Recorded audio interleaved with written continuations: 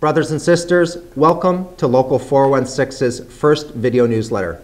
This will be a regular feature on our website, and we ask all Local 416 members to look for it and to watch it. This coming year will present many challenges to public workers, and we must all be well informed. As you are aware, Mayor Ford has fulfilled several of his key election promises.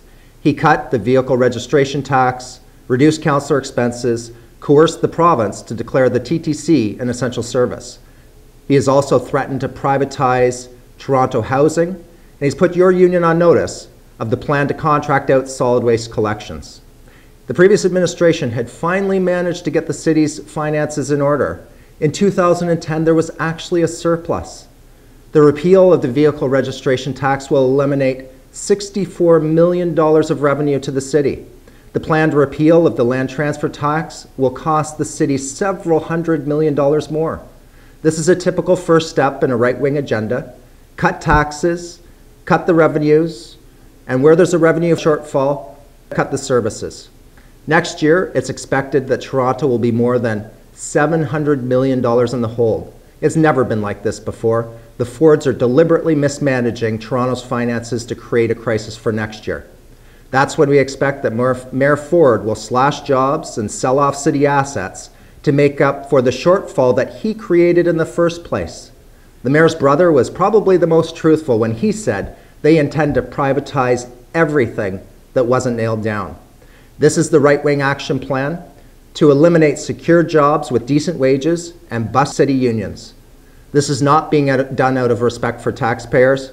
Turning public sector wages into private profit will lead to higher taxes and higher user fees. Since the Great Depression, public sector jobs have prevented recessions from becoming depressions. Public sector jobs kept the economy going when the private sector went through boom and recession cycles. But right-wingers like Rob Ford want to destroy the public sector. To Rob Ford, having a job with decent wages, benefits, and a pension is riding the gravy train. To us, it's called being a working middle-class Canadian.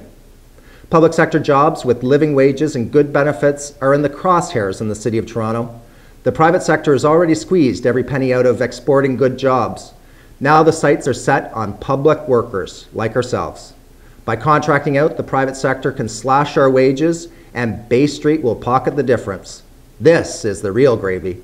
The corporate media is vilifying public sector workers like ourselves.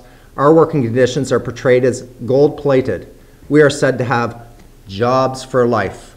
We have been informed by the city that increased use of the illness and injury plan that we were forced to accept during the last round of bargaining will be the rationale they use to contract out our work. Any lapses in customer service are sure to be splashed across the daily headlines. I cringe when I think of that phone camera picture of the unfortunate TTC employee whose illness and medication caused him to fall asleep at work. We must be very careful not to feed this negativity as we prepare for the upcoming battle. Our goal is not just to protect jobs, but to preserve decent work for future generations. Now is the time for us to show our dedication in the work that we do every day to ensure that Toronto is the world's best city. As part of a strong union, you should be prepared to defend our jobs, wages, and working conditions. These are well-deserved and the foundation of our just, equitable, and sustainable society.